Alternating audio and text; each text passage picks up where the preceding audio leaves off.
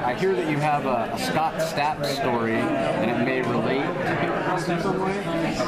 Oh, are you talking about Lead singer Creed?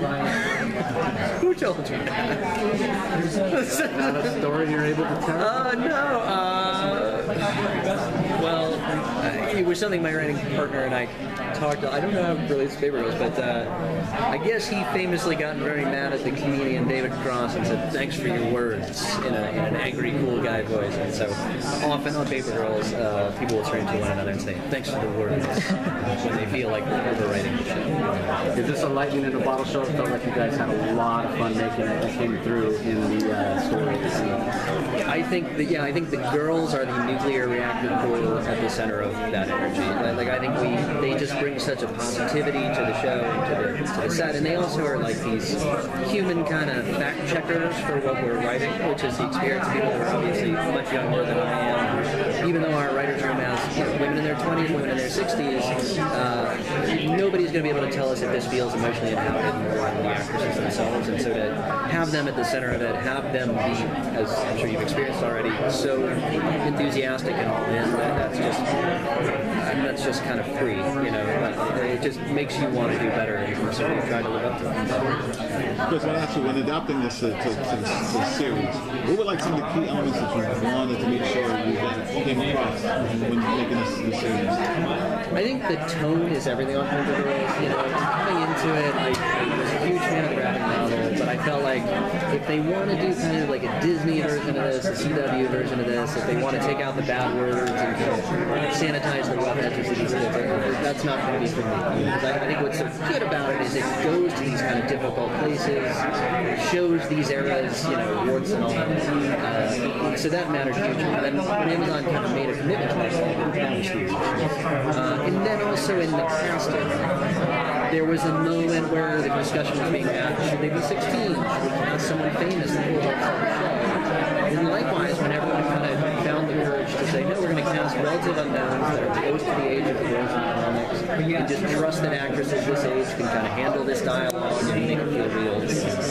Those were the two kind of fork in the road moments for the show, and I applaud our partners for sticking with it. Well, they definitely delivered.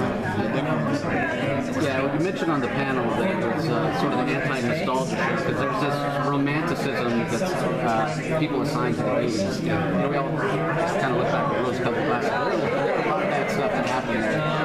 So talk a little bit about that balance, because you do want people to think of that time, especially when it comes to your song choices.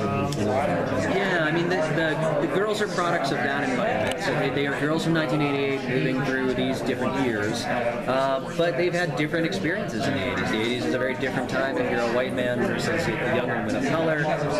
You know, Reaganism's great for everybody in that moment, and the girls are, you know, very much kind of persecuted in the pilot episode in various ways, and we wanted to play fair with that. Because I do think too often the 80s is that kind of bright, neon, nostalgia factor. There are shows that do that very well. There's a huge hit show that does that very well.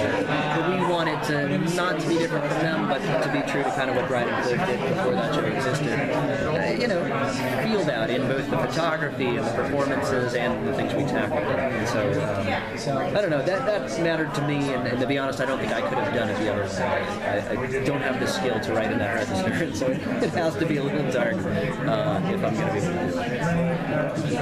I was going to ask just more about the casting process.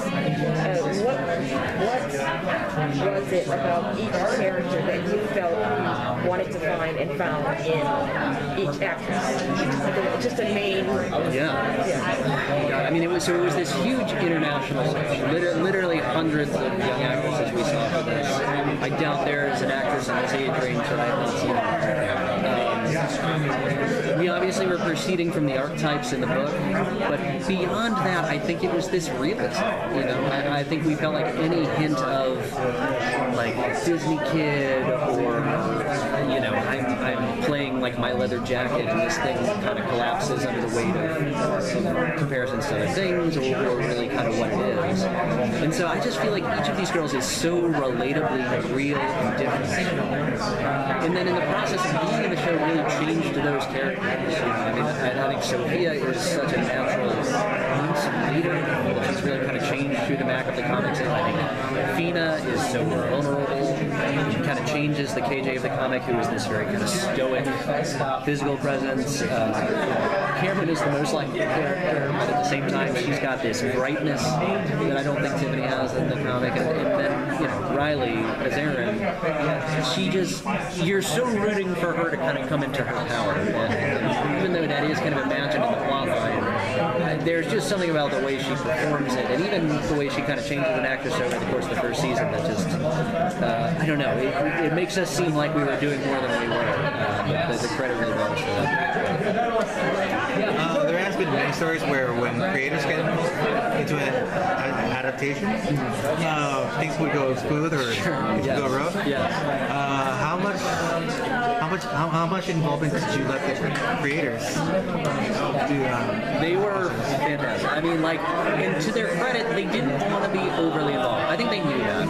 Brian Kevon has been a showrunner. He ran Under the Dome. He was on Lost, obviously. And so I think he knew that the greatest gift he could give us was, like, his blessing to play. I think he said up front the kind of things that were important to him. And then we would check in with him periodically, because he could be a really good kind of North Star for us. Does this feel like Paper Girls, or does this feel like we're going too far away? And he was a wonderful resource for that. And then Cliff, to an extent that I want to go much further with even the second season, was so available to our production design, to our DPs. He had a huge role in, like, the creature design, the colors, because we'd be stupid not to use him, because he created such a visually compelling world that's distinct and that makes Paper Girls kind of what it is.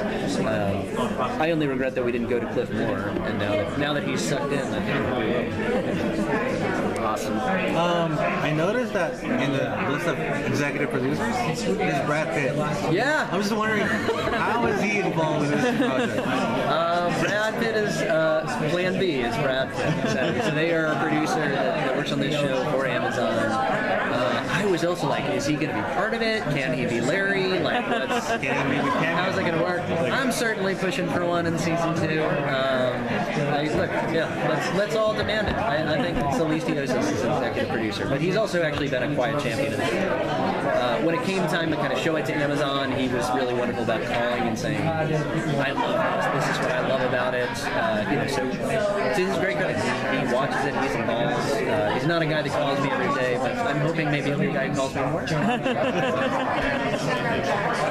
are you guys? I think I'm good. I'm friends with Cam. I knew that's where that was coming from. You see that motherfucker ask me a question today? He was stuck out in the line, and he calls me. He's like, I'm stuck out in this line. And I'm like, I'll come and get you. Like, yeah. I saw him sitting there, and I was like, you're not gonna. And he stood up.